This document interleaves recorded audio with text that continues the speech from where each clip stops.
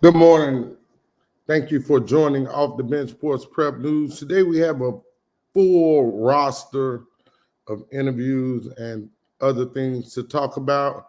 As always, we're grateful for everyone that joined us and is a part to sharing what we're trying to build and create here at Off the Bench Sports Prep News. Got two guys joining us at one time. They're intertwined. Their friendship, their bond goes beyond basketball, and they're just two really extremely funny guys that love and put a lot of love and attention into the craft that they're chosen to be a part of. Please welcome Southside Sharks head coach Brad Boyd and West St. Mary Wolfpack head coach Edwin Colbert. Good morning, young fellas. How y'all doing today? Doing great. Awesome, man. Doing good. Awesome. Hey, thank you guys for joining me today, man. I don't know. I don't know how to take this. I'm trying to give one guy here a Coke and a smile, and he wants the whole farm. Which guy is that? The person that answered the question of which guy wants the whole farm, I think I may give him some off the bench sports merchandise. Yeah. How y'all doing today, man? Good. Doing good, man. Coming off of a good weekend, 2 solid wins, Can't ask for nothing better than that. Man, I want to start off by saying this. Coach Colbert, man, I'm telling you, I'm really proud of you, man, and what you're doing at West St. Mary. You were at a place of comfort at your last school, Right. and you had a winning program at Patterson, Right. and you were doing really well, and you chose to step out of your comfort zone and go back home to your home area. Right. And help build and grow that area and help develop those young men and young ladies, and so that deserves to be applauded. I appreciate it. Everybody doesn't take the opportunity to, especially when things are going in their favor. People don't always leave a place of comfort to go somewhere where it may be a little chaos and mayhem. Right. To just change the culture of what's happening. Coach Boyd, you didn't have a culture when you got there from Opelousas. You created your own culture. Yeah. You know what? I wanted to say something too on behalf of Edwin Colbert, because I know his path, and we were kind of in the same boat when we were offered jobs or whatnot. We weren't fully certified to accept those full paying jobs and getting those full-time jobs, and he went through his path of going online and getting his degree and going from not being a certified guy to being a head coach. I think one point this year he coached the football team, but he's also the athletic director of the school. So that's just a huge accomplishment for anybody looking in, aspiring to, like, man, I don't have a degree, or I'm not certified to teach it. I can't do that.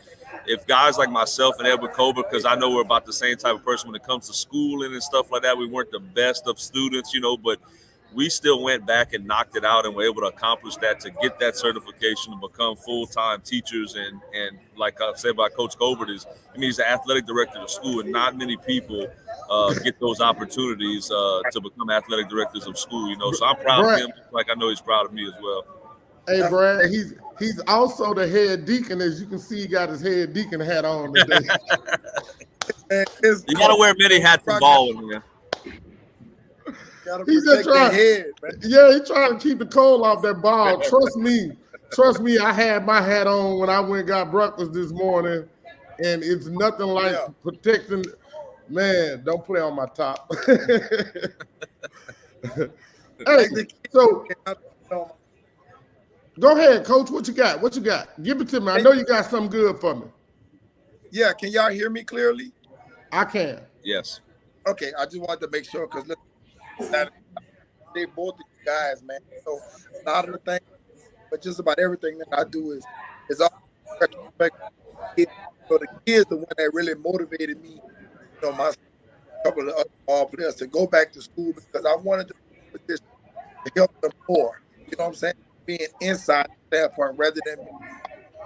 So they encouraged me more to go back to school, man, and knock that out. So anybody out there that's listening, want to get an education, who hesitant about it, it's a great profession, especially if you have the love for the kids. Nothing else matters, not the check, not, you know what I'm saying? It's just that the kids get the opportunity to be successful. Something Coach Brad both had.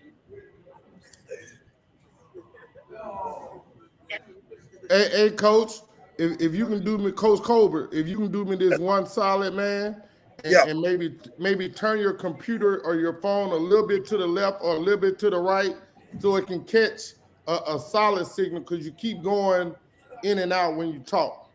Okay, how about that?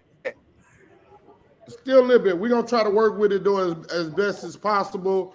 I've been in the West St. Mary area. I know that's not the the service there is not the best, but hey, we always glad to come out there, man, and make that drive and come and show you guys love.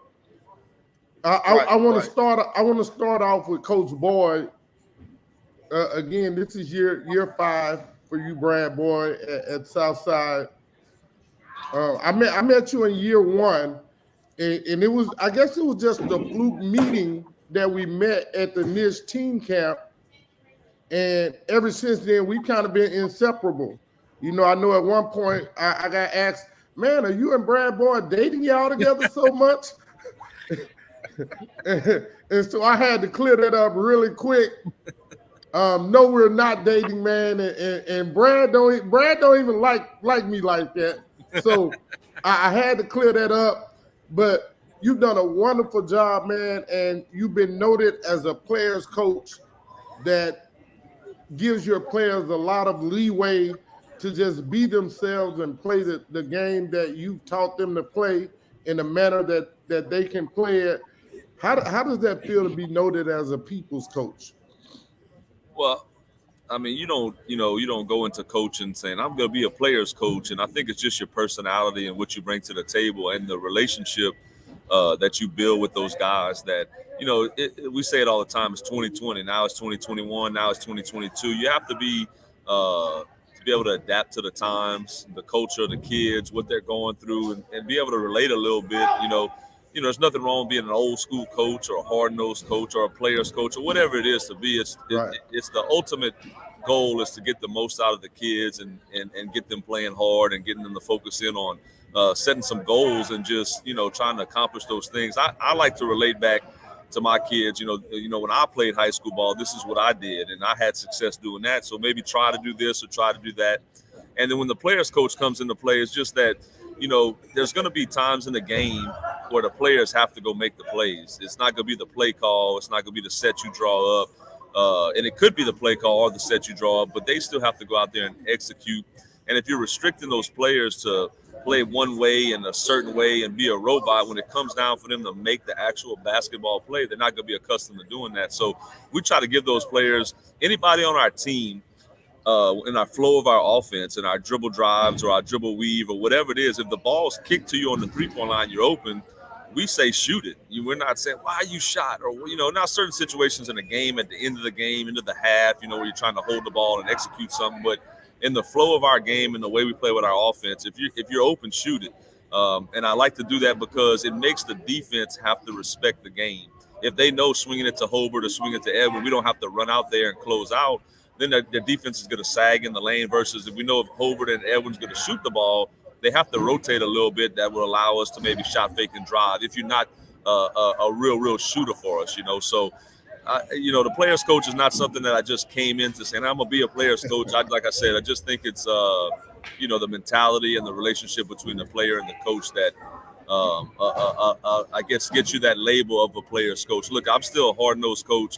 I still discipline those guys in the game. But I just know back when I played sports and played high school ball and college ball, those players go through some things, and you got to be able to relate and adjust your coaching philosophies at times to get the most out of them. Right, right. I think back to your first year in varsity, and your passion and love for the game is so high that you had trouble, I think, adjusting to, not winning, coming from STM and having a very successful high school, then UL having a very successful college career as a player. And then, as you journeyed into high school, then you go to Opelousas and you got guys where you taught them how to win as well. And you were coming from a place where at every level that you had been at, that it was just a winning culture that you were a part of or created. And in your first year of varsity at Southside, it was a process of, man, we might, we win a game here, but then we go on a 4-game, 5-game losing streak. What was the process like for you in getting these kids to believe in themselves, being that they had not, they were young, and they were young high school kids themselves at the time, just getting into high school? What were your words to them and getting them to believe in themselves and to buy into what it was you were trying to do there? Year one of the actual playing varsity was, I try to keep it as positive, but on the inside, which when you're going through some tough times, I like to keep some of that stuff in. I don't want nobody feeling sorry for me or, man, what's the matter? What's going on? But that first year of varsity, if you go back and be able to look at our schedule of who we actually played, we played the best teams across the state. The first year ever having a varsity program. And one time during the season, we lost 10 games in a row. So as a high school coach and high school players, losing 10 games in a row was, I literally lost 20-something pounds in those 2-3 weeks. I literally did. I didn't think I was being stressed or this and that. When I caught myself, I looked at myself one day. I was like, man, I look skinny. Like I literally lost 25 pounds over a 2-3 week stretch of losing those 10 games. But that was just preparing us. I think that was setting us up. Even though some of those guys that are on the team today were not on that team 5 years ago, I think it just was establishing, the culture of, Southside basketball, being new or not, we're still going to play. Some of my coaches on campus, my football guys and stuff, they would mess with me. Why would you schedule those teams? Why would you go play St. Thomas More? Why would you play Madison Prep and teams like that? Because we're 5A. We're the biggest, the biggest level, the highest division class, in Louisiana, and you can't shy away from playing the other best schools. And that's what we're trying to establish at Southside, to become one of those great schools like a St. Thomas More, Madison Prep, a Scotlandville, Peabody, any of those big programs that have established themselves over the years. So you can't shy away from playing teams like that. And we did in our first year, and it was rough. We won 13 games. We lost 17 games, but we built on that. Year two of varsity, we kind of changed the win-loss. We went from 17 wins to 13 losses, making the playoffs, which was kind of a good step in the right direction of our program, building something.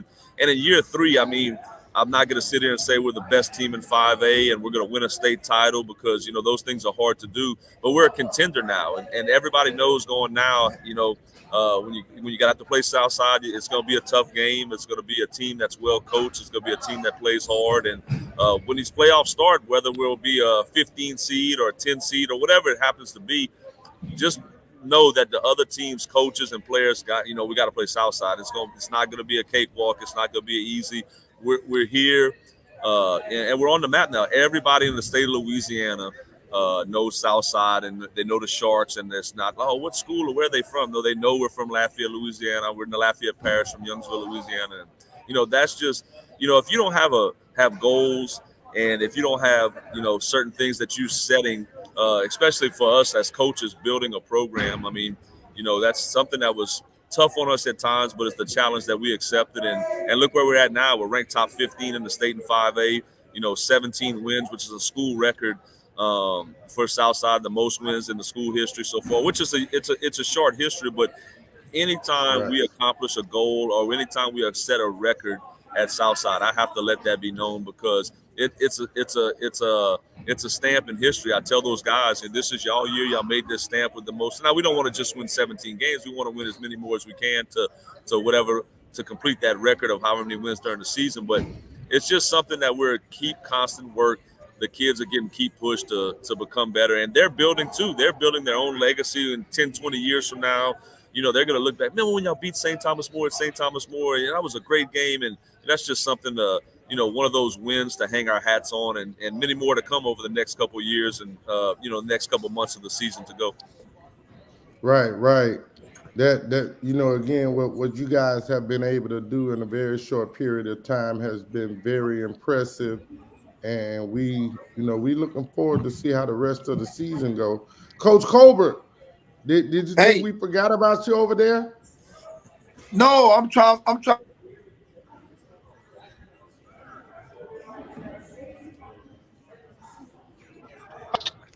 Hello.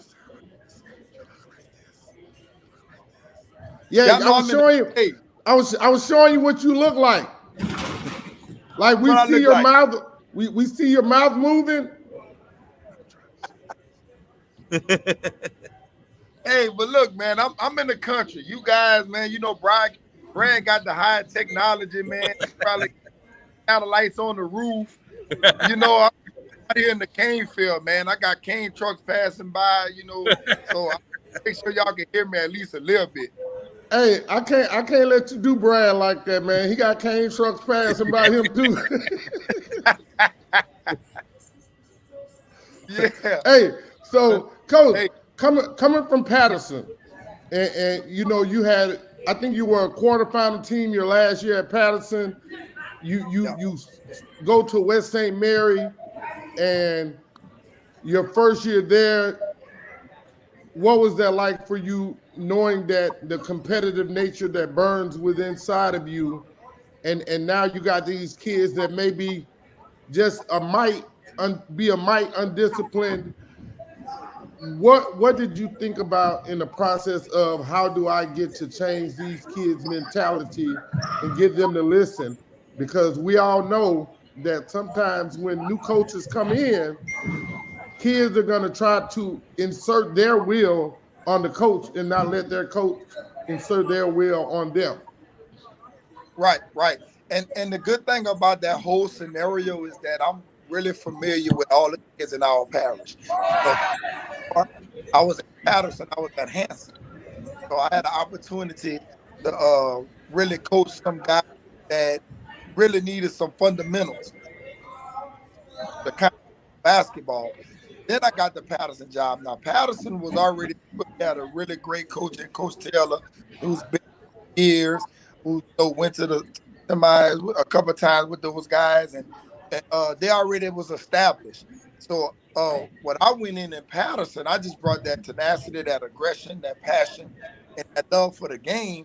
And those kids that I had all summer anyway, they just get off of that.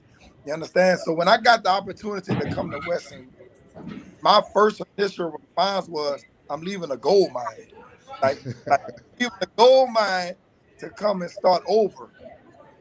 But I was needed here more than I was at Patterson. And that initially pushed me to come to West St. Mary, because we have great athletes here, like tremendous athletes. We don't have size, but we have athletes. I mean, kids that run 4.3. We got kids that, 38-inch vertical. And, we got really smart kids. It's just that the fundamentals of basketball and the knowledge of basketball just wasn't in our area at that time. So when I talked to my principal, I was like, man, you know what? I'm coming. I'm going to take this as a challenge. I want to challenge myself, because it's easy to coach a basketball team that got 8. You know what I'm saying? Right. But I always believe in helping the kid reach that level of he knowing that he can compete. So that's what we're doing here at West St. Mary. We don't back down from nobody. You can see my schedule. We drove 2 hours to play Peabody. First game of the season was outside. Like, we don't back down for nobody. So I let my kids know that, look, they put on their shoes just like you. You understand what I'm saying? 15 years ago, Harry Coleman was the number 32 seed in football and knocked off the number 1 seed, E.D. White. So we build off of that legacy right there, letting our kids know that we are wolves. Wolves running pack. So again, it wasn't a hard decision for me, and it wasn't a hard jump. It's just right now, I don't even call it a rebuilding stage. I just call it a refine and getting better. because I have a lot of young kids that are eager to learn. That entices me to want to come to work, to want to help them get better. We lost Friday night to Cali High. And it's really hard to win at that place. And I'm not talking about officials or anything. Their crowd is through the roof. They enter the game. So it's really hard to win there. But that's why I schedule games like Southside and Peabody. Kids can get familiar with that type of adjustment. Our district, to me, is probably one of the toughest with Franklin, Cali High, Louisville on the way, who's coming up. So we playing some really good basketball. We got a good one against Louisville tonight, and just having our kids the mentality to compete is the only thing that we was lacking. Right, right. The following year, you got a real gift. It's a gift that more coaches than you could imagine get to do, and that was, Coach's son.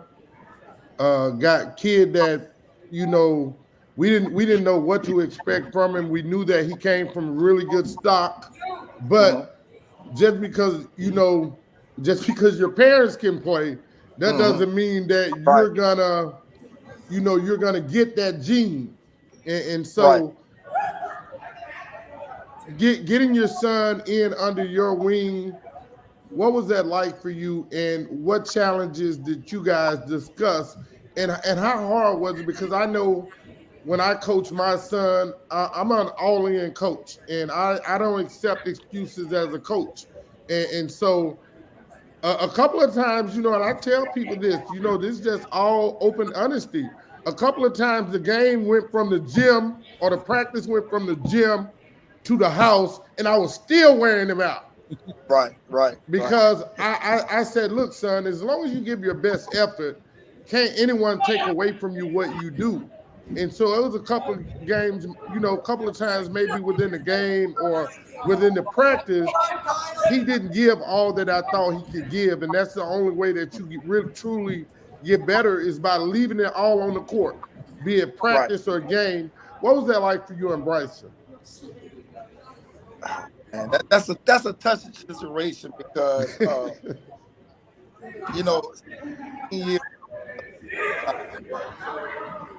under me, like every step of the way. Oh, you all right, Coach? Oh wow, my bad, Coach. No, you know what though? It's not a bad thing, Hobart. Sometimes you have to let them tears out, and it's he's crying and he's upset right now. Actually, he's probably not upset. It's actually tears of joy. Yeah, it's tears of joy, man. Yeah, he's not upset. It's just a a lot of people don't know that his son now plays for me. Some people do, some people don't. That whole situation. Brett, slow down, Brett. Brett, you want to switch seats? Just helping my guy out. No, it's my job to help him out. It's my job. We about to switch seats, Brad. We about to switch. Hey, Coach, forgive me, man. Again, I know that the love that you have for Bryson. Yeah, wait by that door. Don't leave that door. I know that you've given him everything that you got in you, because I did the same thing. You know what I'm saying? And again, I was trying to lead up to that point, and that's the reason why both of you guys are on here together, because not only are you guys really close friends, you did something, and that takes a lot of humility to be able to do what you did, and we don't care about what the circumstances were that happened to lead up to that. Still, I would have been kicking and screaming still to this point now, and I got my guy with me. I got all the connects that any other guy in the state got. I know college coaches. I know what it takes. And so for you to give Bryson up freely, not only to a guy that you know can play the game, but also to a guy that you respect. Right. That, that's still not an easy thing to do. But you did it, and you did it with a smile. And one of the first things that you did after doing it was you called me and you said, man, when you see my boy at Southside, don't kill me. And I think Brad called me and said, "Man, you will not believe who is at my school now." And like this probably was in like hours from each other. You know, Right. the crazy part is that Bryson got the best of him from you.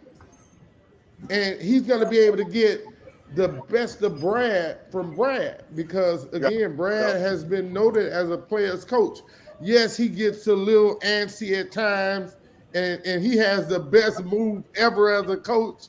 I love being at Southside games. He gets agitated, and he stomps that feet about 8 times, and you know he means business then. And so, again, he's going to learn a lot of stuff offensively Yeah. and how to create more for himself and for others. But for you, what was that like dropping Bryson off for your son? I mean, your son off to your friend. And you guys are real life friends. Real life friends after basketball, but as a family decision, we made the decision and on Bryson's happiness.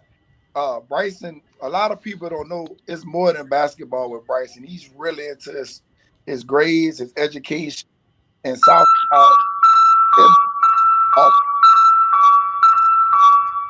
Bryson's basketball skill set, we developed at a young age. Bryson been playing basketball all his life. He tried football and wasn't bad at it, but he just had this passion and love for basketball. So his skill set was already flourished. It's just that, like he said, like, Daddy, this was his words to me. He was like, "Daddy, you taught me everything. Like, I just want to be coached by somebody else." That was his words. And I was like as a father, I'm like, "Wait, what you mean? Like I'm that guy. Like, you know what I'm saying? Like, what you mean?" He was like, "No, Daddy, don't take it the wrong way. You got to understand Bryson." And by him being with Brad, I know Brad could relate to what I'm saying. He's that intelligent. He's that guy that he's going to tell you, and he'll be able to sit down and have that conversation with you because he's that intelligent. So, we talked about it. I was like, well, son, where you want to go? What's your plans? He was like, "Dad, I know you want me at Southside." I said, "Well, how you know that?" He was like, "Because that's where I want to be also." You know what I'm saying? I trust Coach Brad. I know Coach Brad will help me, get to that next level just like you did. And he's like, that's where I want to go. So, for 2 weeks, I was down because I'm like, wait, my son don't want to play for me no more. And then praying with my mom and we talking and, talking to Bryson a little bit more. And, he bring it to the realization that, Daddy, like, I really want to play big ball. Like, I really want to showcase my skill set. And, I think I can do that at Southside. That was the nail in the coffin for me when he went to talking about, education over there and how big the school is. And just to see him light up, because Bryson was in his shell for a long time. It was just basketball. You know what I'm saying? But then he started talking about other things outside of basketball. And I'm like, wow, okay, fine. So it wasn't a bittersweet deal for us. It was sweet all around because now you get to go to your uncle, who I consider my brother. I know he's going to be, he's going to hold you to a higher standard and hold you accountable just as much as I did, other than the cursing, because, I get a little animated. I go off, you know what I'm saying? Brad is a little more lenient. He's going to talk to you a little bit more and explain a little bit more. Well, I'm the type of coach where, goddamn, I feel like you should know that. You're in high. You should know that. Don't come to me with that. Oh, well, you know. You know what I'm saying? And I'm working on that as well too, because our kids, they need that. But it was a sweet moment for me. As y'all see, I do get choked up when I talked about my son because I'm extremely proud of him, regardless of what happens the next 2 years of his career. I'm extremely proud of him because he's in this exact same office. He sit in this exact same office and told me as a man that, Daddy, I want to make a decision. And I respected that because that's what I taught him and that's what we raised him to do. And he's happy as can be. Hey man. And we did beat Brad. They beat us last year. They did. Hey, watch this. And this is just real spill, Coach. Like, I've been in that boat before where I had to turn my son over to Barry Whittington Jr. As he transitioned into high school. I was my son's youth football coach. He played for my AAU team. You know, he learned how to, he did the work. And this is what people don't understand when guys like you and I, try to raise kids, and even you with Brennan, your daughter, Brad, like they get the best of us. They get the very best of us. And so when they've been in our hands their whole entire life, and we've been giving them tidbits and nuggets of us and how to play the game, and Brennan hits the game winner against STM. The other day, like people don't understand that it is extremely hard to hang your child off to someone else and not know if they're still going to get that same love, the same care, but not only that, the same tough love that they need to help to continue to grow and develop. Like that is that is the absolute best thing you can do, man, is to show that you have compassion and empathy.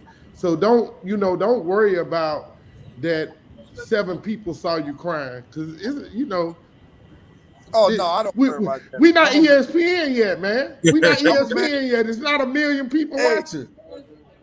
And then you got to think about it, man. You talking about my son. You talking about my seed. You know what I'm saying? So I don't mind crying for that, because that's all mine. You know what I'm saying? Hey, he is phenomenal. People got to understand. I just wanted to speak on what Edwin said about his son being intelligent and outside of basketball, and it's true. We're sitting in the training room last weekend. He was going through some hamstring issues, so we're sitting there and they're working on his hamstring. And one of the manager girls is doing an assignment for civics or history or something, and she's having some trouble. And she turns to look at Colbert, who they have the class together with, and she asked him, I don't recall what question it was, about something to this. Hey, bro, I'm doing something right here. One of my little guys, but and he's telling her the correct answers, like helping her with the assignment or whatever. And I thought it was reversed. I thought she was helping him with the assignment while he was getting his hamstring, and she was just typing up the information for him. And I said, well, who's the assignment for? And she's like, that's my assignment. I'm like, dang, Colbert, you know all that stuff for her as well. And he's like, yeah, it was something to do with history of when the Russians had invaded and what they took over from Germany or vice versa. We know you weren't that kind of student, Brad. Don't do that to yourself. Don't do that. Never claimed to be, but I'm just saying. You was a shooter. You was a shooter, dog. Don't act like you was a bookworm. Don't do that. That wasn't, but it impressed me that off the top of his head, in the last hour of the day, worrying about his hamstring, he could reference what he had learned in second or third hour. Credit to his teacher, or credit to him just paying attention in class and helping usually some of the managers, they help, some of our kids struggle with grades here and there. Those managers, which we really appreciate, they'll help the kid, help him study, help him with an assignment. But the player was helping the manager. And I thought that was a pretty impressive thing, being a student athlete. And a kid like himself who's new to the school, who he just met these managers, he just met everybody at the school. And that's another thing about him as well, is that he's a people person.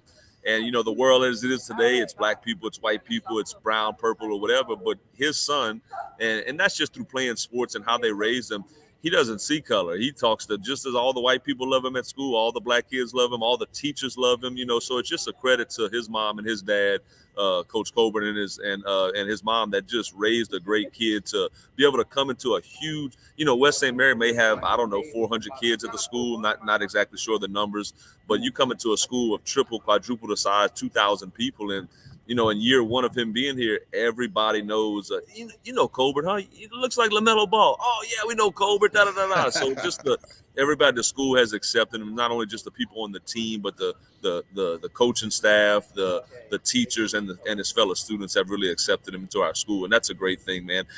To mix that along with the success that we're having this year with the 17-6 record and stuff like that, just all makes it, like Coach said, it's sweet. It's not bittersweet. It's sweet. And I appreciate it too, because we are very limited at Southside of what kids actually get to come to our school. We only get 2 feeder schools. You can't live anywhere in the parish. You know, we're the only school in the whole parish where you can't just come to our school. Every other school in the whole Lafayette Parish, you can live anywhere you want and go to Northside and go to Acadiana, go to David Thibodeau, St. Thomas More, Turlings, Ascension Episcopal School of Acadiana, any school you can name in the parish but Southside, you have the option to go to. Hey, Brad. So Brad, it's just a blessing to get a and you're still winning. And you're still winning. And so right, what? credit, you're still winning. Right. You're credit still to winning. The, I'm not going to allow you to do that. No, but you know what I mean, Hobart. It plays a lot when you have successful junior high programs. That, all BS aside, when you have successful junior high programs, that helps your high school programs. We in my area, and that's no disrespect to Youngsville Middle or Milton Elementary, we don't have successful junior high programs. We don't go beat the other junior highs every year. We get beat. Our kids, even the kids, the 6 or 7 juniors that I have that came from Youngsville Middle and Milton, when they were in junior high, they got beat all the time. They never won hardly any games in the junior high level. So that's why when I speak on that, I speak on it because I want the next kid in the parish to have the opportunity to come to Southside, to come experience that education, to come to this nice school. And then it's just lanyard that you get to play for a guy like myself and be coached up by myself. So I like to speak on that know that we are very limited. Now we have a bunch of kids at our school, but we're very limited on which kids actually get to attend Southside because you have to live in our zone to be able to attend our school. I'm not going to even. I'm not upset that we're winning. I'm not upset with the kids we have. I'm just saying we're very limited on which kids because I, like you say, just as much as I know the kids in my team, I know all the kids from every school in the whole parish, and all those kids know me. You go to any gym, you're not going to see any other high school. Coach Colbert has that a lot too because he's in the AAU programs and stuff like that. But you're not going to find too many high school coaches where the other team's players come and talk to the coach and, hey, what you doing, coach? How you doing, man? Can you share my videos? Can you share my profile or my highlights from this game or that game to the coaches? And I do that constantly with every player in our area. So it's not just the kids at our school that we like to help and support. I do that for any kid in our area, any kid across the state. You can go up to Bossier and holler at Joe Manning, and Joe Manning's going to tell you, Coach Boyd, man, he shares my stuff all the time. I was at the tournament in Scotlandville, and the coach from Hines Community College, he dropped Joe's name. He dropped Devon Drake RV's name from Beauchamp. He dropped. He asked me about the kid from Liberty. So it's just something that I take pride in doing, not just my kids, but kids across the parish and across the state. If I like you and I see some good things and a coach asks me about you, I'm going to spread that love and I'm going to show, I'm going to give them some good tidbits about yourself to help whoever out, regardless if it's my kids or not. Hey, right. I want to go back. I want to go back to about 5 minutes ago. I'm glad when you were mentioning all those colors that you didn't say olive. It's good to know no Martians live on Earth. Well, as being a white man, as in basketball now, we have to really watch what we say and we speak on the black and white stuff, which I hate that fact that you have to really watch what you say, because I know coming from myself and anybody that knows me knows there's no race intention. There's no, is it black or white? Sometimes you have to mention those things because people only see it one way. And then when a kid like Coach Colbert's son can establish himself where it's not a color thing, it's just a person thing, and he sees no color, and all the people at our school don't see him as the black kid that came transferred to our school. They don't look at it like that, and that's something that I appreciate, and we push off to my team. My team is all black, being coached by a white man. So we go through things, and you're going to go through things in life that people are going to try to push in the race issue, or you don't never know what somebody might be going telling somebody. I'm like, man, you let that white guy holler and scream at you all the time. No telling what they get told, but they know and I know that it's no color. It's just a coach coaching the players, and the players, responding to a coach, and whether it be a white coach or black coach, So sometimes I just like to speak on that because, the game of basketball can bring all that together.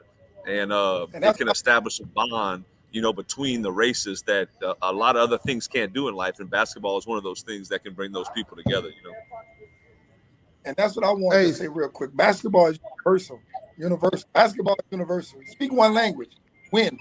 You know what I'm saying? So regardless of the race or whatever. But I also want to say congratulations on your win at STM. Coach Brad did Hey, we coming. thing I that was on a little interview online. Mute Brad. Go ahead, Coach. Yeah, my fault. he's- My fault. I was listening to Colbert. yeah, I was saying Hey, congratulations everybody line up at the door. Line up at the door. because Hey, line up at the door. two things happened at that game. Two games happened at that game that was significant for me. First of all, I never won at STM. And I was high school all state. I never won at STM, but my son did. That was big for me. You understand?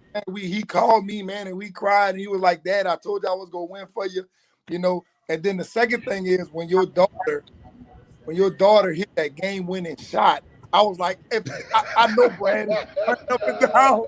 I know to beat your school like that, bro. Like, yeah, that's big. It was, it was so like when my daughter hit that shot to beat STM, 10 seconds left in the game.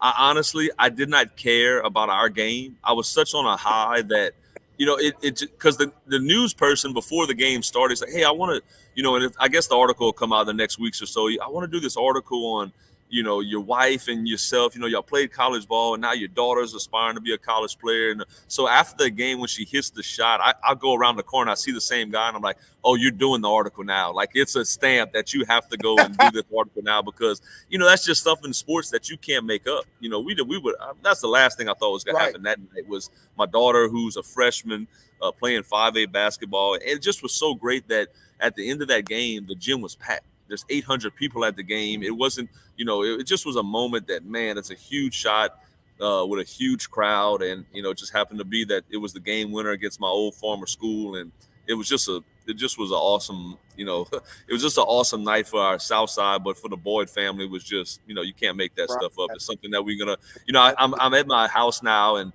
I'm watching the video over and over and over and over and over again. And me and my little daughter, Andy, which y'all all know, and pretty much everybody in the basketball world knows Andy K. She looks over to me. She said, "Dad, why do we keep watching that?" And I'm like, you don't know now because you're 5, but you're going to look back in a couple years now. You're going to want to watch this over and over again. So for somebody to hit a game-winning shot and to be at St. Thomas More as a freshman playing varsity basketball, it's just something that, she's going to remember for the rest of her life. And it's something that I'm super proud of because, we're coaches, we're dads coaching our kids, and to let them go off and be, be with another coach and whatever. And she loves Southside. She loves Coach Como. And she's just a great team player that, she caught and shot that ball and, with no hesitation, down 2. And, that's just something that I look back at, like Coach Colbert said, of being really tough on our kids. And I was extremely tough on my daughter from 5 years old to 11 years old when I finally said, you know what, this is the last year. You're going to go on and play for other people now. And people used to tell me, man, why are you that hard on your daughter? Why do you holler at her and yell at her during games? And I couldn't really explain why I would do it. I just knew that's what it was going to take for her to be able to shine in these type of moments. And sure enough, I mean, if you watch the play, she doesn't think about it. She catches the ball and lets it fly. And everybody clowns because my wife was a hell of a basketball player. Next question. Who got the jump shot? It's not just me. My shot was crazy behind my head, funky form. It went in. My wife's shot was pure, beautiful stroke, just like Brennan's shot. So, everybody, congrats, man. Your daughter's such a great shooter, thanks to her mama, and just letting me have it, which I thought it was hilarious because if you really look back at high school career, my wife was a better high school basketball player than me. And she wasn't as fortunate to go on and she did sign a scholarship with UL and she played for the Raging Cajuns, but she had a bunch of injuries and we had our first child, Brennan, at a young age when she was still in college, so there's some things that held her up from being real successful in college, but minus those injuries and having a baby, she would have been a great college basketball player, but those paths were different. And my wife being pregnant in college went on to get 2 degrees while she was pregnant, never missing, I don't think 4 days of school. I think she took off 4 days of school from after she had that our first kid and was still able to maintain a 4.0 GPA and, get accounting and finance degrees in college. And it's just, I wasn't the student. My wife is the student. And those traits, along with her basketball traits, rubbed off on our daughter, Brennan, because she's an honor roll student, something that I can't never say I was in high school. I was never an honor roll student, or college either. I mean, I passed my classes. I was never ineligible. I did what I had to do to make sure I graduated and stuff like that. But I credit a lot of my daughter's success to her mom. That she just pushed her to be a student, a great student, and she was a great athlete as well. So we're thrilled to that she made a good decision to come to Southside, because we were in that boat too. You being from the area, and my wife playing at Turlings and winning state titles at Turlings, and I went to St. Thomas More. Not that my daughter was this huge prized possession that these high school kids, coaches were trying to get, but we allowed our daughter, to choose what she wanted to do. If she wanted to go to St. Thomas More, we were going to send her there. If she wanted to go to Turlings, we were going to send her there. When she came to us and said, "You know what, Dad, Mom, I just want to go to Southside," we were happy with that, and it's been successful so far. They've beaten Turlings, they've beaten STM twice, so I think they made the right decision as far as what school to go to for education, but as well for basketball as well. That's great. Hey, I'm glad y'all let me come back in and get a word. I formulated about 8 questions in my mind, and all of them dissolved because, and y'all got to help me out with this. Remind me never to have 3 people on who are super long-winded with their mouth at the same time. Alpha males, man. That's all. No. Seriously though, back to basketball. Coach Duke, you're a basketball junkie, man. By any other name. That guy is all over. That guy is at every gym, every game. Basketball junkie. We need to find a different word, because it's a step above that. Is the definition of Coach Colbert.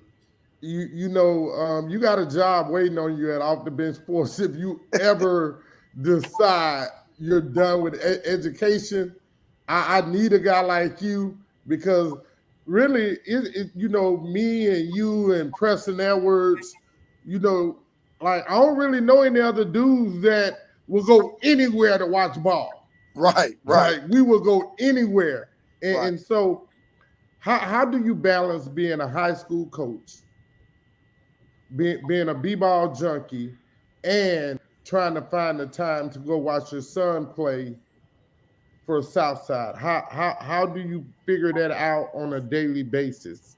Wow. Well, first of all, I come from a basketball family. Everybody in my family played basketball, from the girls to the boys. And my 2 nieces who travel with me, man, they basketball junkies just like I am. But in order to balance that, I really can't answer that. I go off the fly. God work in mysterious ways. A couple of times the COVID hit, we couldn't play. So I was able to go see my son. You know what I'm saying? And a couple schedule conflicts where I was able to watch him. But if I'm not there, I promise you my nieces are there, and I'm able to watch live, and we critique the game. After the game, I tell him, what I think he could do better, what he did great or whatever. But when it comes down to scheduling, if I showed you my schedule, Coach Grayson, like, you'll be like, "Coach, how you do it?" Like, "Oh, okay, now I see why you in the booth. Now I see why you laid it." You know what I'm saying? But it's just watching kids on that basketball court, not just mine. That's why I go in the gym and just watch some really good basketball, because that's satisfaction for me, knowing what basketball did for me. Coming from this little town of Franklin, basketball actually saved my life. You know what I'm saying? I could either win this way with my homeboys, and all of them wasn't bad. You know what I'm saying? Right. Or I could have took this basketball, and a lot of them say, "Nah, you're not following me. You're going with this basketball thing." So that's why when you see me coaching, or if you see me play the game, I'm that passionate, because I know what it did for me. And that's what I tell the kids. When you find something that you're passionate about, when you have the utmost love and respect for, people are going to say, "Oh, he crazy. Oh, he animated. Oh, he this and that." But it's all passion. It's all love. Like I tell them, as long as you're with me, you go play this game right, because I'm not going to disrespect this game. From the classroom to the hardwood to the community, basketball set a goal for me, and I'm grateful for it. Same question, Brad. I know that you're a guy that you love. If you're not practicing, you're just at the gym telling kids, "Hey, come up here, get this skill work." Now Brennan is in high school. Even though y'all play on different nights, you're also involved in the Youngsville Biddy program. like you got a lot of hats that you wear as well. How do you juggle between being a head coach, being a parent, and being a guy that's one of the guys that oversees youth athletics in the Youngsville community? Well, like, something that you love, you don't look at it as work. Something that you love and passion for, you don't look at it as, oh man, I got so much to do. But it is a lot to do. I can't take any credit though from our youth organization. I just kind of show up and help when needed. My wife and sister-in-law and brother-in-law, they run the Acadiana Biddy Basketball League, which is a huge league in our area. It's over 1,000 kids play out of the Youngsville Sports Complex. And dealing with it, and now I have a 5-year-old that plays Biddy basketball, which I'm the coach of as well. So I coach 5- and 6-year-old girls basketball as long as my high school team. And whenever the JV team or freshman team needs somebody to step in and coach them as well, I'm always there in the gym. We train kids all the time. We're always constantly throwing tournaments or this or that. So it's a juggling act, but it's really not something that we look at as, it's so hard to do because it's something that we love and a passion. It's just like with any job or work that you might, where they say it's not really work if you love it. So the game of basketball and what we do for the high school kids and the youth as well, it's just something that we love to do. And it does get hectic at times. It gets stressful at times, especially on my wife dealing with a lot of the scheduling and making sure that you can imagine a league with 110 teams, how difficult it is to schedule everything and organize everything. And but that's just something that was instilled in her as well as me by our parents to work hard and make sure whatever you're doing, you try to do it your best to make it successful. And that's kind of how the basketball works in our area, that we're just really passionate of being organized and doing the right things for the kids. And that's the name of the game with anything, especially basketball, is doing what's right for the kids and making those kids, because in 20, 30 years now, we're going to be the old heads at the gym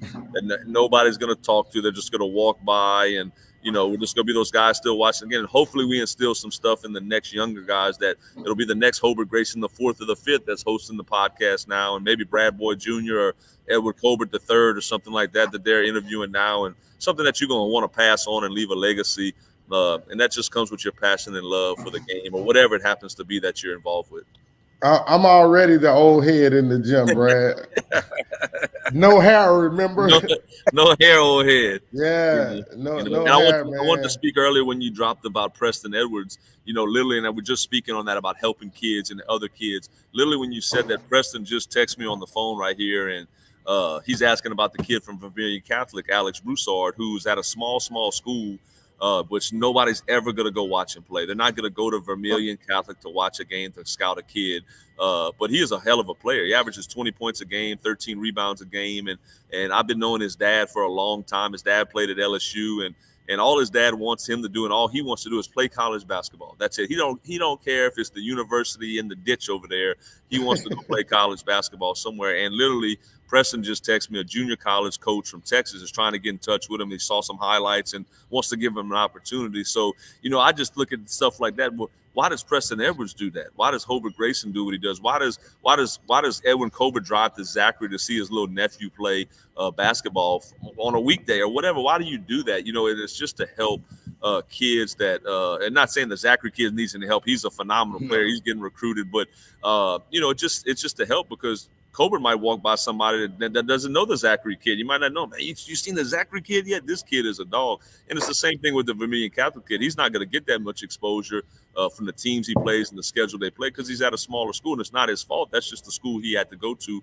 But, networking and just, and the same thing, like I just met you. I just met Preston Edwards a year or two ago and just know that guy. And it's amazing of the information we swap back and forth to help each other out, whether it be with scouting reports or whether it be with kids he's trying to get into the rankings now, and kids that are new to the rankings that he puts out, So basketball is a great network. It's a great way to, I really believe that basketball and life are so much alike, because in a basketball game, from a split second, it goes from a turnover to a made shot, from a up to a down, and life is like that too. And how you going to handle it? You're going to break down and just lose it off of one little thing that happens in life, or one little turnover, or one lost game.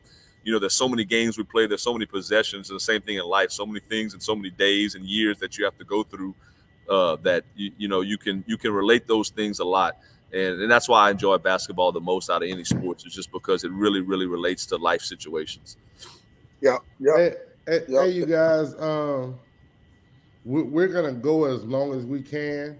I probably realistically, knowing the way that we all talk, I probably should have just canceled all my other guests, but but unfortunately, I do have other guests coming on. Yeah, no problem. So well, they aren't in the studio yet, We but do have to do some work today, Hobart. Like I'm hoping my Right. principal is Like not principal. logging in and saying, "What is he doing? He's been on the shit, thing for 30 minutes now." you know your principal is an off the bench sports lady too, right? You know Oh, she and, rocks with OTBS, right? and I cannot do an interview or a article or anything like that without first and foremost, thanking my principal and my athletic director, who are two former coaches. That you don't get that in many high schools, where your principal is a former coach and understands what is needed on a day-to-day basis for your sports programs and for all your coaches. Now we don't get away with everything and we don't get everything we ask for, but most of the stuff that we need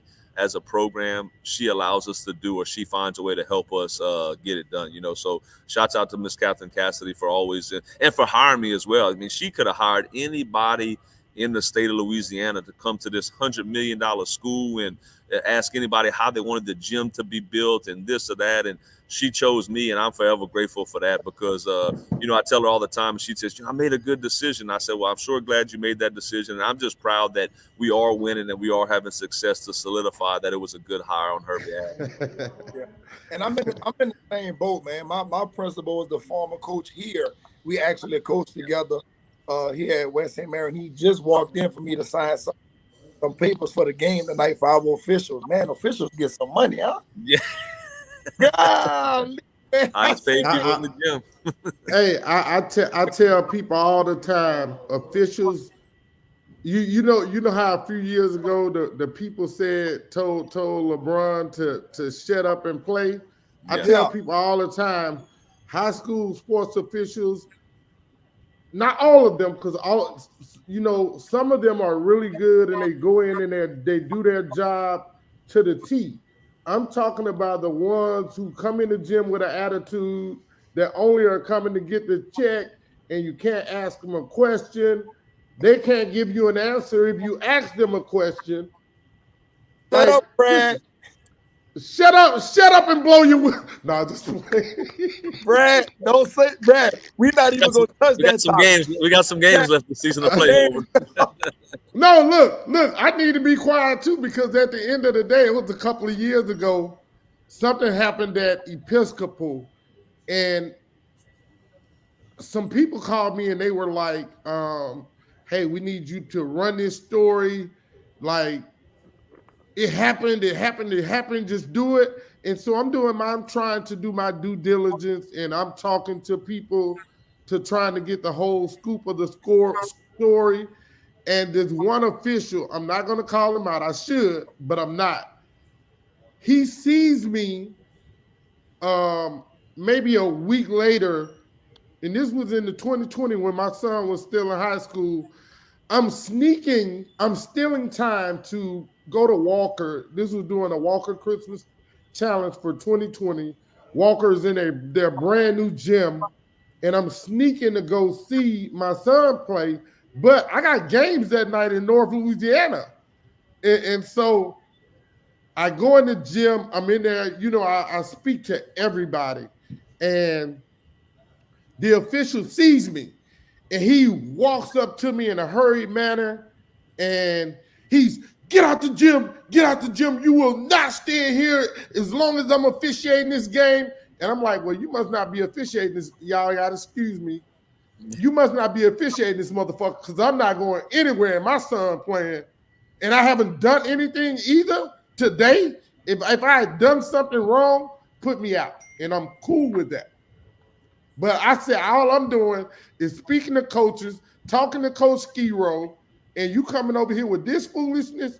And this is why I will always have a great love and respect for Coach Skiro at Walker High School. He said, come here, Hobart. He said, look, go upstairs and stay up there and watch your son play. He said, I'm not making anyone put you out of this gym and you ain't did anything. And he said, I got you, but you just stay upstairs for me. to keep confusion down. And I stayed up there till the game was over. And when I walked out the gym, my one of my best friends, Chad, he calls me Petty Bob. I licked my tongue out at him on the way out the door, like, I got you. Hey, you know, let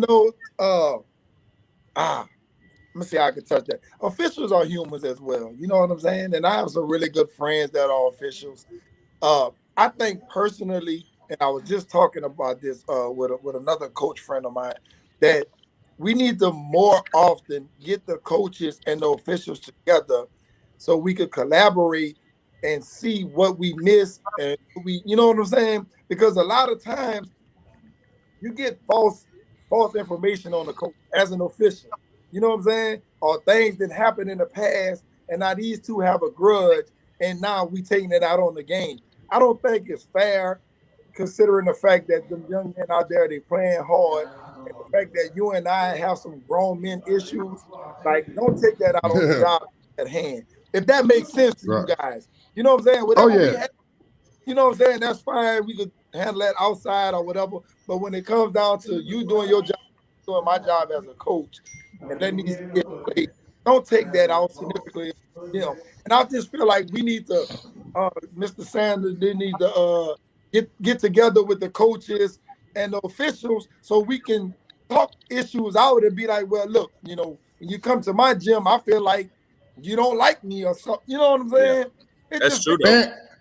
And hey, Coach Colbert, real spill. I did the game at East Jeff. They played Mandeville on Saturday afternoon, and he's a New Orleans official. Remember yesterday, Coach, the Zachary game, the little short guy. I don't remember his name. I wish I knew his name. I mean, so I could shout him out. So they were trying to give it to Coach Hunt. A couple of the other officials on the court were Saturday, and the short guy. And again, no disrespect by calling him short. I just don't know his name. Right. He went to those guys at the end of the first, and he was like, "Man, this is not right." And whatever he told them, but for the rest of that game, they officiated the game the right way, unbiasedly, and East Jeff ended up pulling out a really big win because they did the right thing. Right. They didn't take it personally. They went back to just reffing the game. Oh no, it was something they had personal against Coach you Hunt. Could you could tell the way that by the way they were refereeing the game, and then one of the officials even put a fan out for not saying something derogatory to him or not being disruptive in the gym, but just for speaking his piece. Like, when has it ever been improper for a fan to say something and you have rabbit ears, and okay, now you know which fan said this? Yeah, that's tough. Come on, man. That's tough. We deal with that a lot. Yeah. As a guy that did that officiating thing for 17 years, that's one of the first things they tell you is, look, you're going into eruptive atmosphere tonight. Don't have rabbit ears. Right. Like, you're never supposed to know you're never supposed to know a fan's voice, even if you've been knowing that fan your whole life. Right. So, and you know that goes. Let me just say one last thing about that, about refereeing. Me and Coach Colbert in a unique situation because a lot of the referees still in our association refed us as we played the game. As high school players, they refed us. So, you know, now as adults, now we were the kids. Now we're adults with them, and I think sometimes they may take things a little personal because we are animated. I'm gonna have to stop you.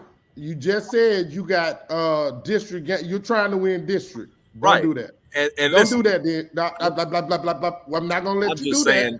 I want you to have a fair chance. I know we are. And listen, we're speaking. Let me take the brunt then. Let me take that lick. All I'm saying is that we're talking about coming together as coaches and referees. So if a referee has to watch this interview and then comes referee my game and takes that personal and calls against us on purpose, that's on them. They got to answer to God, and they're going to have to answer to their assignment secretary. And secondly, on that, I give the advice to this. Each coach, if you don't have that relationship, not with the referees, if you don't have that relationship with your assignment secretary, then don't ask for no favors and don't expect nothing. But if you can communicate and relate to that assignment secretary, and I'm not saying you got to call him I send videos into him every once in a while. I hate to do it because on the fact that he's going to take those videos and he's going to go back and coach his referees up, but they get to see that it's your videos that you turned in. So you just don't want them to take it personally. I tell the referees all the time, I'm animated. I get heated.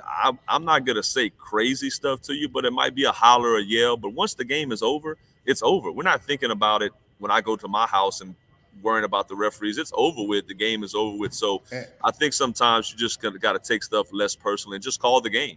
Just be there to call the game. Brad Boy isn't mad until he stomps his feet 8 times. When you get that, then Brad Boy. Well, you know what? Well, I tell you what. If that's one thing that I can take, I've learned that from a Hall of Fame coach and Danny Broussard. When he's got to smacking his foot, things changed up in the game a little bit. So I try to smack my foot to get things to change. This year I've dressed down. I'm wearing sweats and tennis shoes, so there's a lot less smacking of the foot. You have those dress shoes on, it's easy to smack that dress shoe and it's loud. So and I had a referee tell me that. A referee stood in front of me and Danny Broussard Friday night and said, and we were clowning with him. I said, call the foul, just messing with him in the girls' game. And he turned and looked. I said, I'm sorry. And he points at Danny and goes, well, you learn from the best, Brad. So, I'm going to take some of those things that I learned from those greats and use those to my advantage. Hey, my next guest is sitting in the back studio, and he has this look on his face like, why the hell am I still in here waiting? Yeah. So, I got to bring you guys back, man, real soon. Like, a lot of great basketball stories can be told. So thank you guys, Coach Brad Boyd, Southside High Sharks, Coach Edwin Colbert, West St. Mary Wolfpack. I love you guys, man. Thank you. And come back soon. We'll be back in about 35 seconds. Good luck to you, Brad, man. You got a big one tonight, man. I know you all. Hey, thank you. Yeah, appreciate it. I hear you. Later, Doc.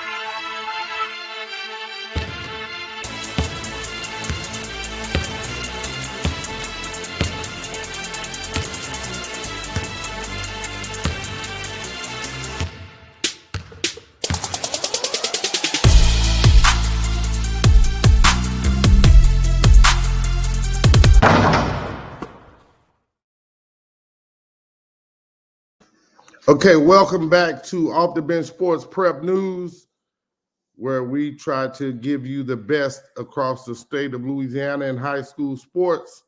Coming up next, we got a guy whose smile lights up every room he walks into. He's charismatic. He's so just fun. He's everything you want in a head coach until the ball is tossed, and then you see the seriousness of him show up. Please welcome Zachary Broncos head coach, John McClinton. Good morning, Coach. What's up? How you doing? What's up? I'm good. How you doing? Bro, you changed your look up again, man. I like the twist. Twist, man. Got to stay young, forever young. Forever young, man. Forever 25, huh? Right. Even though I keep getting older. Right. Them days, them seconds, minutes, hours turn into months, then turn into years. And I've been fighting this ball thing for 20 years now, man. And I've done electric, about 18 years ago, they used to tell you they something in the barbershop, man. Yeah, if you do this electrostatic thing, man, it's gonna make your hair grow back. Lies. Yeah, don't worry. Look, I can't cut my hair because I'm trying to hide a couple of spots that I feel like getting a little low or getting a little light. So that's why I'm growing it out. Man, hey, I like the twist though, man. I want to start off, and this is no disrespect to anyone in 5A basketball, but how are you handling the pressure, if that's what it is, of being the hottest boys basketball coach in 5A? You know, you're the guy that every night that you guys toss the ball up, you're getting every team you play, be it Ash or whoever in 5A, all the way down to the team that's 53rd in the rankings. Every night you play a 5A team or below, you get teams very best because right now you're the standard bearer in 5A basketball. What's that like? First off, it's tough. I'm gonna be honest with you. The only thing I could really say that gets us through it or gets me through it is probably prayer. Just keep praying, man. Just continuing to strengthen my relationship with God, because hey, pressure is real. Yeah. Pressure is real. And it's not just pressure that, you know, other people might put on you, which that really doesn't matter. It's pressure that we put on ourselves. There's an expectation. There's a standard that we painted before the season even started. And it's up to us to uphold it. Distractions are real. There's so many opportunities for 16, 17, and 18-year-olds to be distracted by just the regulars of life. And to keep them focused, to keep them accountable and responsible, that's always hard. And going through 5A, where, like you mentioned, Brash over there at Ash, he does a great job. Kids are tough as nails. Washington is starting to kick in gear. They're big. They're always going to defend. Then you always have Walker, who's Walker State. You know, is always good. Right. Natchitoches Central. There's so many good teams out there that, you know, it makes you stay humble enough to keep working, because we know everybody else is going to keep working because we have so many great coaches out there. And not to mention not just 5A, but last night playing Newman, Coach Livingston over there, great team, awesome team. Right. They do a great job. And I think what has helped us is the fact that if you look at our schedule isn't easy. Our schedule is one that keeps us grounded. Any given night you don't play well, you're going to get beat, regardless of what your record is. Like we play Catholic tonight. Coach Jones is going to have his guys ready to go. They're going to be flying everywhere. They're going to be shooting threes everywhere. Dennis Little Butt is going to be running all around the court. And so it keeps you grounded and it keeps you humble, because at any given night, I mean, you can't get beat. It only takes one night. They don't have to beat you a few times like in the NBA series. So that's big for us. Man,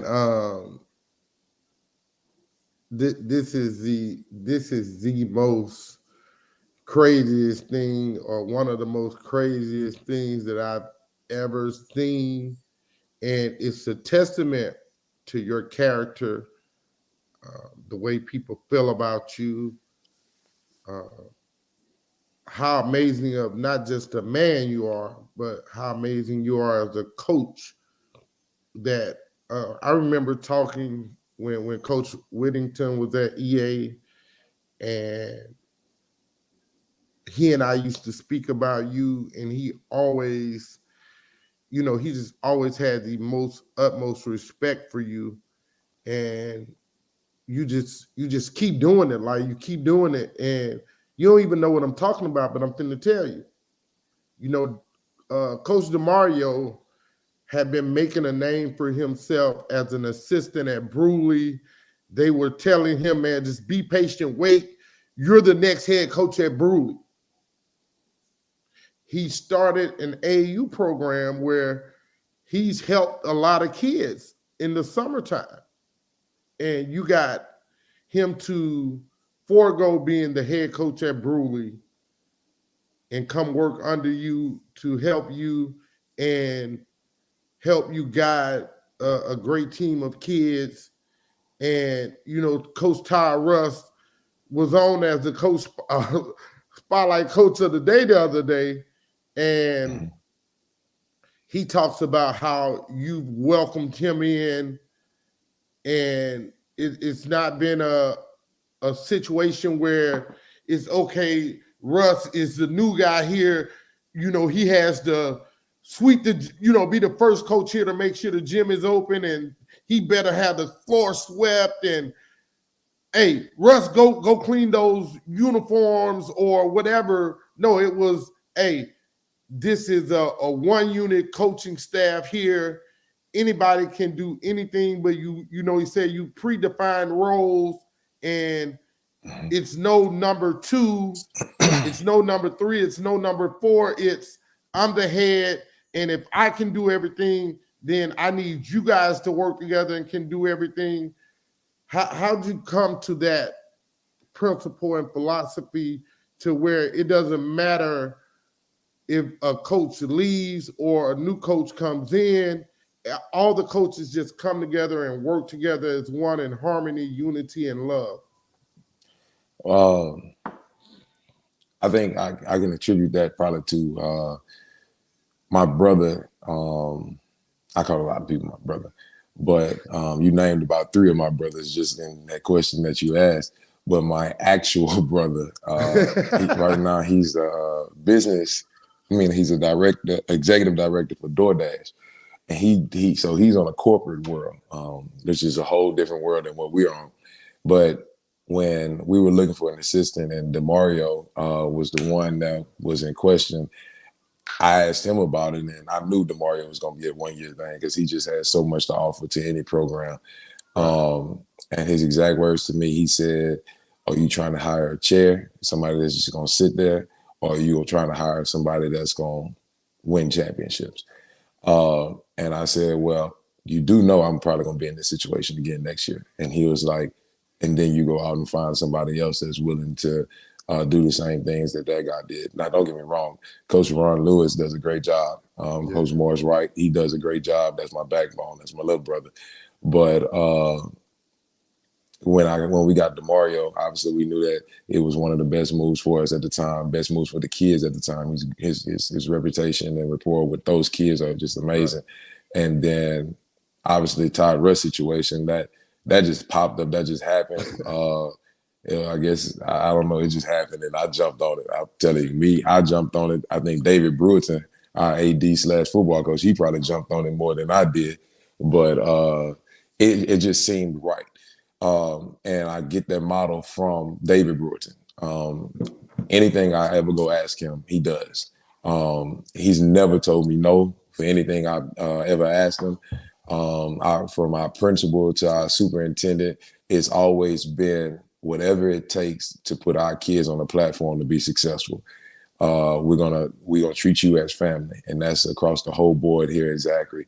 And that's what I wanted to be able to emulate to Coach Russ, is whatever you need, you just let me know, and I'll do the behind the scenes work, talk to these people, talk to those people to see if we can make it happen. I mean, what the product that people see now is work from just the school board, the school, even the lower schools, and the community of Zachary. Bank of Zachary is a huge. You'll see the CEO of Bank of Zachary at every game.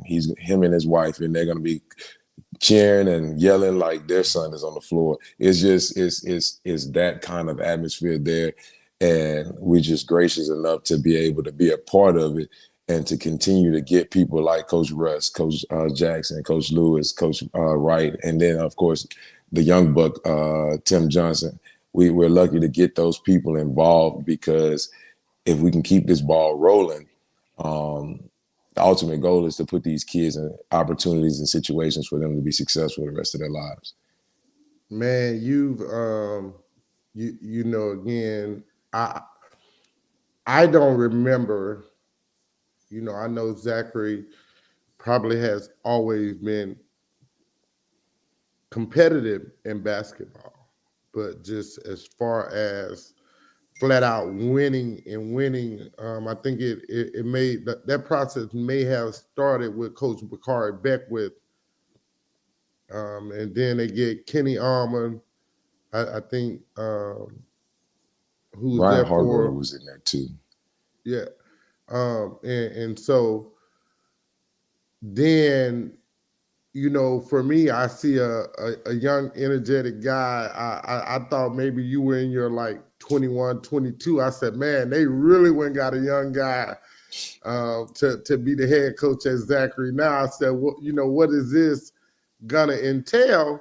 But then I got to know you, and man, the things you're doing is just, you know, transcending anything that has ever happened at Zachary as far as basketball goes. You know, Zachary and football and track and field has always been synonymous with championships. And now you've taken that same standard for basketball, and not just making Zachary known on a statewide level, but outside of the state of Louisiana, everybody is getting to know the brand of basketball that you're putting out. Coaching kids, I got to bring him up because I thought he was an exceptional point guard for you guys last year in Chon Moore. You only lost like 2, maybe 3 guys from last year's state championship team. But, you know, you bring back Brandon Harley, Jalen Bolden, Tyler Brown, Mike, as I call him, Mike Be Quiet. And, which you know, he never is. No. You know, you bring in the Huggins kid, not that you brought him in. Hey, don't nobody go back and tell the LA that coach, I said, coach, no. His parents transferred him in. Let me refresh that. Right. For academic reasons. For academic reasons. He just happens to be a basketball player. Huggins is extremely smart.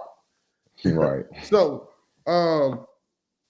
you know, you're getting to coach some kids, and you know, again, I was telling Coach Russ the other day, the little kid number 2, the point guard for the JV team that gets to log some varsity minutes, number 15, who I think a couple of weeks ago, the last time y'all played at McDonough, he had his best night as a varsity player. He may have had 6 or 8 points, and I was cheering for him. You know, right. Leduc. I think his name is Leduc. And so you keep getting these great cast of players. What's it like for you guys at Zachary to keep getting all this talent? And we know with talent comes egos. You know, how are you guys properly managing this thing, this machine that you're building here? I think you named it. It's an ongoing process, and it goes back to what we talked about earlier. It's a buy-in from everybody. That our LA Bronco organization is vital. Is vital. On the state championship team last year, I think we had 12 kids that played on that team, and 10 of them came out of the LA Bronco organization. That program starts from 4th and 5th grade, and just grooming kids to obviously understand the game, love the game, and to play hard when you play the game. If you come to our games, you'll see 5th and 4th graders and 6th graders running around everywhere. You come in our locker room before pregame speech, you'll see a 6th grader sitting in there. You'll see a 7th grader sitting in there that are all in Zachary, by the way. All those kids are in Zachary. But it's just, it's a family. And I got a text message from 8th grade parent who's actually my godson. He sent a message to his mom after we won a game, and he said, Mama, they keep sleeping on us. They just don't know. Just for him to use the word us, and he's not actually at the high school at this moment, that just shows you, man, it's a family. It's a family. When one of us succeed, we all succeed. We putting each other on the map. And then they hold each other to an expectation. So when it's your time for you to carry the torch, now you know that what's expected of you. So, I mean, like schools like Scotlandville, Carlos is, I mean, that's an ongoing thing. He's been doing that for so many years, just a revolving door. Jeff over there at Madison Prep, he's been doing it for so many years. So we're still fresh into the game. We're still new in it. But obviously we're in it for the long haul too. But the expectation is once you step foot on the floor, it doesn't matter who wears the jersey, you're uphold to that same grit standard. You're gonna be gritty in everything that you do, and you're going to give the utmost effort every time you wear that jersey that says Zachary across your chest.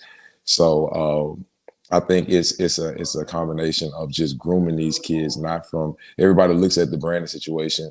Brandon Hardy, that kid has been in that LA Bronco program ever since he was in 6th grade. Jalen Bowden has been in there since he's been in 7th grade. Jordan DeQueer has been in there since he's been in 6th grade. Like it's a process. It's a long process, but at the same time, our job is to keep that process going and keep filling the spots that started the bunch that are old right now. Keep filling those spots of how they grew up. So 4th grade, 5th grade, 6th grade, all those grades are vital into creating a program, because we never wanted to be a good team. We always wanted to be a dominant program. Right. I'm laughing because you mentioned Coach Carlos at Scotlandville. You mentioned, Jeff, who was on yesterday, Coach Jones, man. And so I only found out about yesterday's games at McDonough after I finished the show yesterday morning. And in my mind, it was, okay, man, I got to make this drive to Lake Charles to go watch basketball today. And then Coach Colbert, who was just on, he and I we talk quite frequently. And he's like, man, yeah, I'm going to McDonough, man. Zachary gonna be there, Madison Prep gonna be there, Scotlandville gonna be there. And I said, oh shit, I get a chance to watch Zachary today. I'm there. And so, like on a whim, and that's how a lot of stuff happens for me most of the time. Like I'll hear about something and it's on a whim that I just, I'll crank up old blessed, blacked out beauty. And I'll just get on the road, man. And so I get to the gym yesterday, and LCA and BTW New Orleans was playing, and so I'm like, oh snap! I get to see Cam Williams play. I can see Ferguson play, and then Scotlandville and St. Aug. What did it say? Yeah, Scotlandville and St. Aug play. McMain plays after that, and Corey Chess and Dorian Booker go edit the entire game. Mm-hmm. And then Madison Prep, St. Aug, like I don't care what nobody says, and nobody can ever tell me different. Carlos Sample and Jeff Jones are basketball geniuses. Right. Carlos left 3 kids at home yesterday for whatever the reasoning is. 3 of his kids did not play yesterday. He had a freshman on the court that probably gets limited minutes. His son, Chase, who probably gets limited minutes. And they took that game to the buzzer. Right. Rayvon Smith missed the shot with 4.5 seconds on the clock that, I'm saying, hey, he's going to make the first one because it's Ray. And he's going to shoot the left one to the second one to the left where Dorian gets to get an opportunity to get the rebound. And, he just happened to miss the first one, and not because he's not been a part of big moments. Sometimes you just miss. And then so Madison St. Aug, man, I see all these young kids. Coach Jones played the entire second half. And then I get to you guys, and in my mind, I'm chewing Brandon Hardy butt out. And I don't care that this is Randy Livingston and Isidore Newman. I'm saying, man, this is a guy in my mind that I'm saying is, I'm trying to write Brandon Hardy Rogers' name in the top 5 kids for Gatorade Player of the Year. And he makes a 3, and then he misses one, then he misses a layup. Then I think it was a mid-range that he hit. But then he comes back and he hits 4 threes in a row. Breaks the game wide open. What was that like for you in that moment yesterday? That's my baby right there, Brandon. He is a baby. That kid, Jesus. But his IQ is so high. His IQ is very high. He's an intense player. I'll just put it like that. He lives for moments like what he had last night. Of course, it helped him out a little bit more that it was Randy Livingston, his that deals with him on the AAU stage. But he lives for that kind of moment. And I can tell you this: he hits that mid-range jumper. And I think the next possession, we end up, I think they went zone and he ended up hitting a shot from the left wing. 27 feet away. Right. And then the very next play, there's a little set that we run that isolates him in the corner. And we run it and he hits another one. And then he comes back and hits another one in transition. He's one of those cats that once he feel it, he's going to just kind of got to just let him go a little bit. And sometimes it's a bad decision, but a lot of the times it's a good decision. Great kid, loves to be in the gym, loves to get shots up, and loves to run his mouth. But at the same time, the transformation that kid has made over the years, and he's progressively got better and better each year. One thing, he hit 6 threes last night, but one thing he also did was he sat down and played defense too. Right. He really sat out and because he had to defend Chris Lockett. Right. Brandon probably will be the first or second person on our team to dive on the floor for the ball. Those are the things that a lot of people don't see when it comes to Hardy. Another thing is Jalen Bolden. He is, I call him our Mr. Everything. The dude just fills up a stat sheet.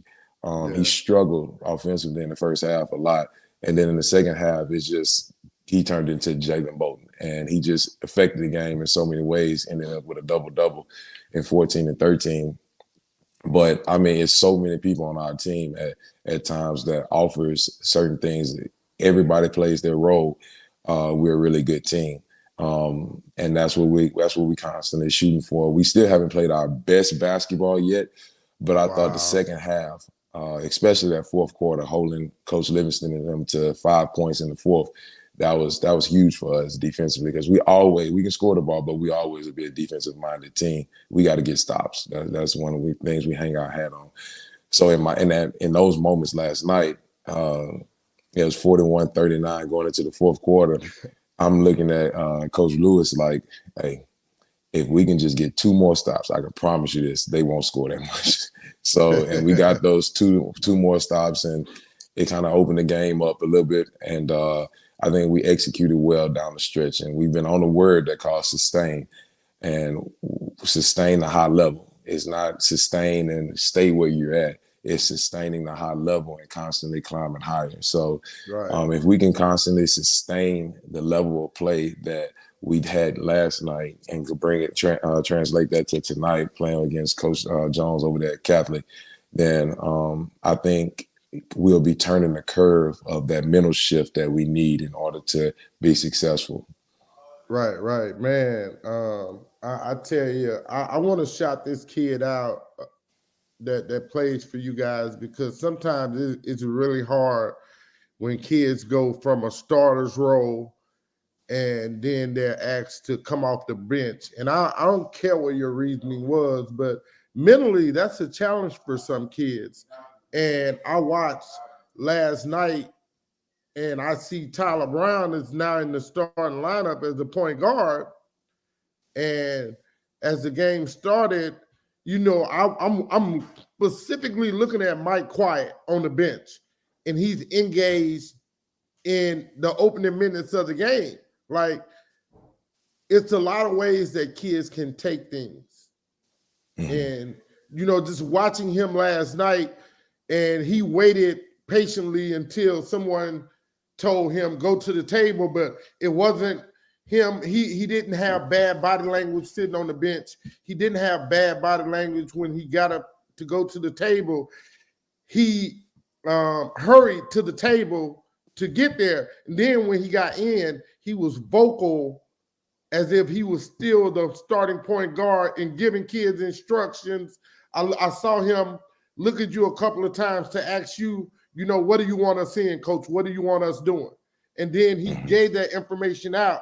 So, you know, shout out, that's leadership, that's growth.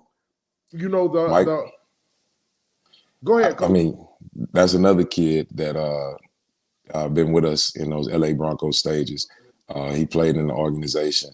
Mike is, I think when it's all said and done, Mike White will be one of the closest kids that I've ever coached, just because, man, you talking about my smile. That smile is just super contagious. Oh, man, I tell him all the time, it's so easy to see when you're mad or upset because he's always smiling. Between him and Jalen Bolden, they're always smiling. Yeah. And you hit it right on the head. Mike White's defensive intensity, when he puts pressure on the ball, is just suffocating to anybody. We won a state championship because of his defensive intensity between him and Kyrie Davis on last year's team. But Tyler Brown and him, when those two are on the floor and they're guarding to where they're capable of guarding, it's tough for any guard to score on them and score on us. And I think he did a great job last night in frustrating number 4 for Newman. But at the same time, the kid from Newman, I told him, I said, he's good. He's really good. And it's going to be up to you if we can slow him down. And then Brandon taking the challenge of slowing Lockett down as well. Right. But Mike White he's one of those intrinsic valuable pieces of our puzzle that without him, we're not as good as we can be. But his selflessness is what's helped us so far this year. And he takes charges, gets steals. He doesn't have to score 20 points a game. It's just he wants to do whatever he needs to do in order for this team and this program to be successful. Absolutely, Coach. Absolutely, man.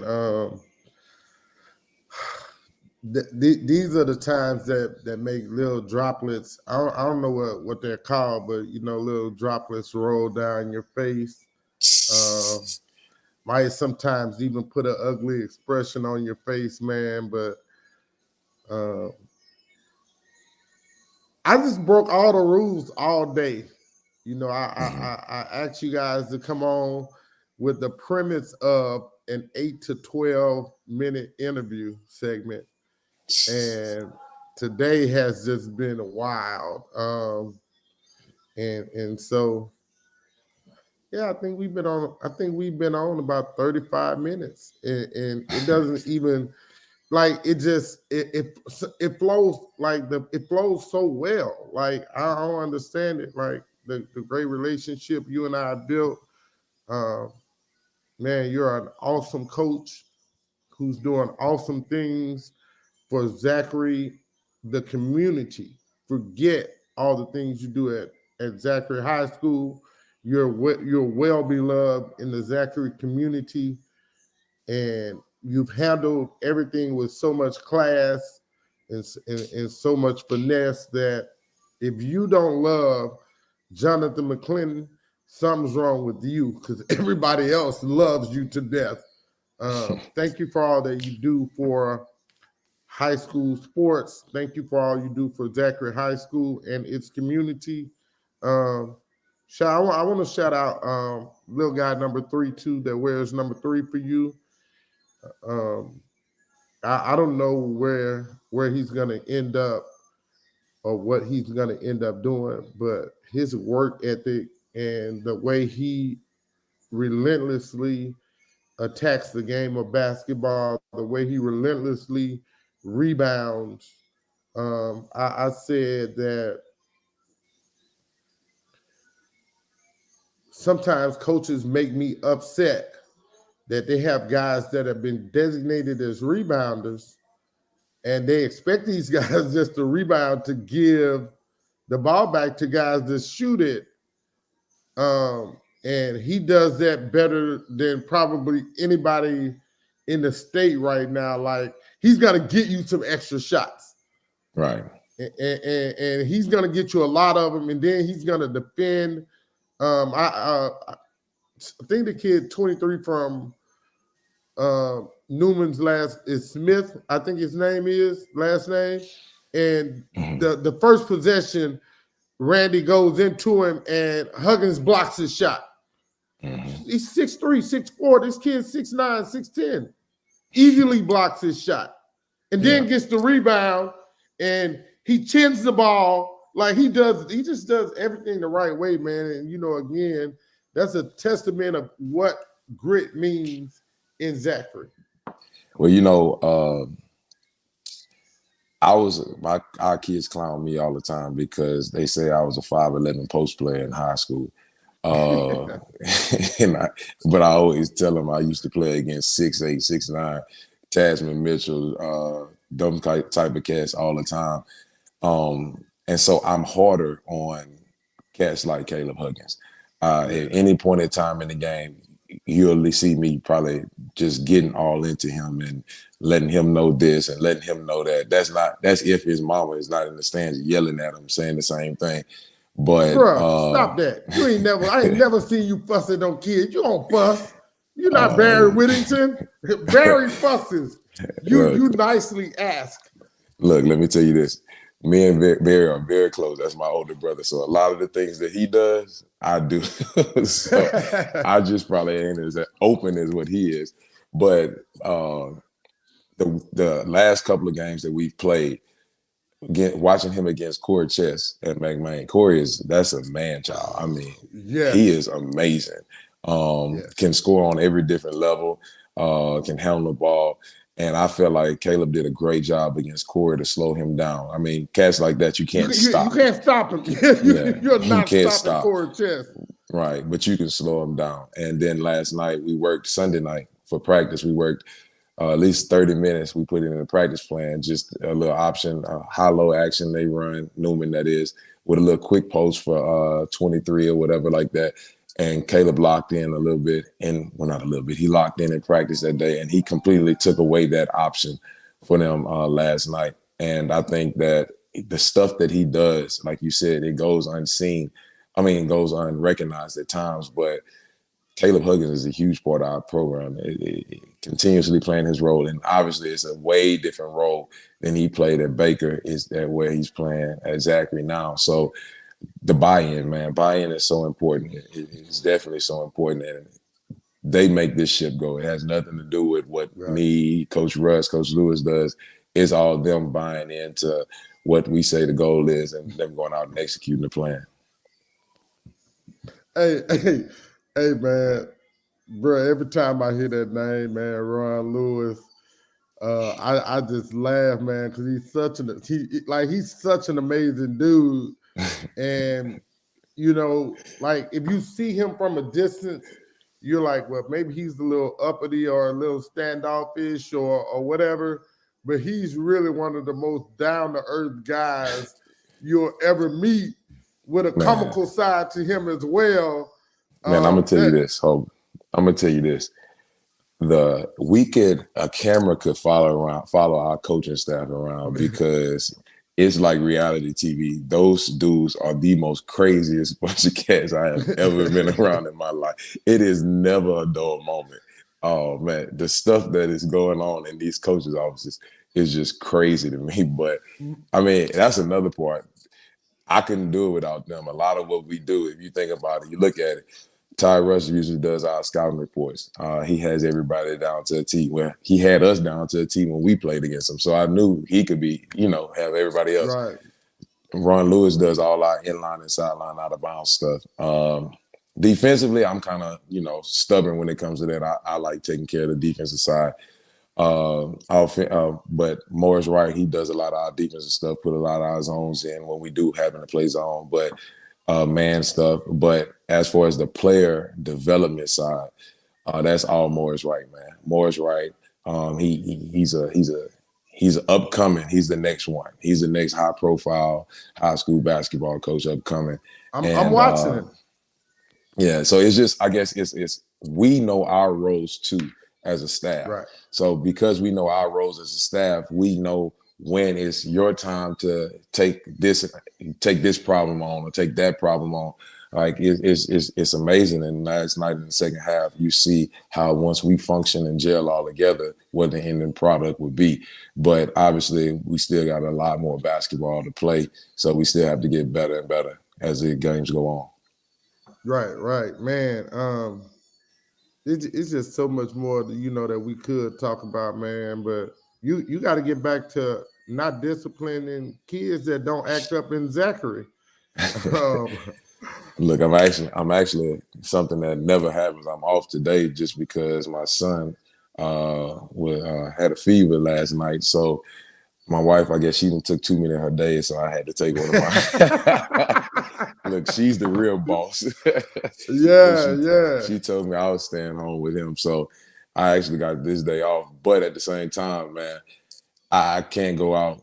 I mean, lead this conversation without thanking you, man, and the stuff that you do for high school sports. And I know sometimes it's tough and it's hard putting this and that together with the lack of buy-in from other people or the resources. But I also feel like God gives his greatest battles to his toughest warriors. And continue to push, continue to keep praying, man, and everything that you envision and everything he envisioned for you is going to come to pass as long as you stay close to it. No doubt. I sometimes refer to you guys as Zachary's mantra, and that's grit. You know, you sometimes you just got to bear and grit some stuff, like you say, until your time comes. And God specializes in being an on-time God. Yeah. And he's never left me or forsaken me. And, you know, you just have to know my story to know why I don't quit. You have to know my story to know why Hobart Grayson III is so resilient. And I've tried to teach that resiliency to my kids. I'm going to teach it to my grandkids when they're old enough to understand. Hey, Jay, Granddad loves you. You know, I got my newest grandson about to come into the world, KJ. They've already named him. And so, you know, it's just the process, man. You got to love it. You got to, you know. Oh, and I got a new grandson. He's like a month and a half, 2 months old. Sorry, Devontae. Dad didn't forget about your new baby, man. You know, I love all, you know, I'm about to be 3 grandkids in, man. I'm one of those. Time. Yeah, it takes time, man. You know, I'm 50, so I got, like, I don't want to be a granddad at 65 and just, you know, that would be the worst because I'm active. Like, I'm super active. And I can't, you know, I got a 13-year-old daughter that's about to be a monster in girls volleyball. 6 feet 1 already, and she dominated middle school volleyball in Ascension Parish. Like, you know, she's going to play for a really great high school volleyball coach and Coach Jamie at EA. And so I can't wait to just really sit back and teach my kids how to sit down and defend and ball handle and shoot the mid range. Like, that's the kind of granddad I'm going to be, you know. So you know, it's all love though, man. You know, and all great things come in time, but it got to be your time. So, hey, you know, I'm gonna be calling you soon about something else, right? I just want to put that out there, right? you know, I'm always asking for something, and if you don't believe me, you already know. Just ask Coach Russ. I'm still calling him about stuff. So, hey, continued success, man, to the Zachary High Broncos basketball team. You know, sometimes I ramble, but I love you guys, man. I love you guys for allowing me the opportunity to do what it is that I get to do. Tonight we'll be at Mandeville High School, home of the Skippers in Mandeville, Louisiana, as they take on district rival St. Paul Wolves. It's going to be a phenomenal ball game. Oh, Stevendale. That's my guy. That's my guy. You know, both teams are 4-0 in district, so this is to get the district lead. Go to Catholic, go to Mandeville, go to North Louisiana, Northwest Louisiana, Lake Charles, Lafayette. It don't matter. Just go somewhere and watch high school basketball. Tomorrow we're going to come in and talk about all the scores from tonight's boys, girls action. I'm going to try to schedule one guest tomorrow so we can get all of the scores in. Send me your scores, send me your highlights, send me your stats. Thanks again, Coach John McClendon. Remember, get off the bench, get into the game.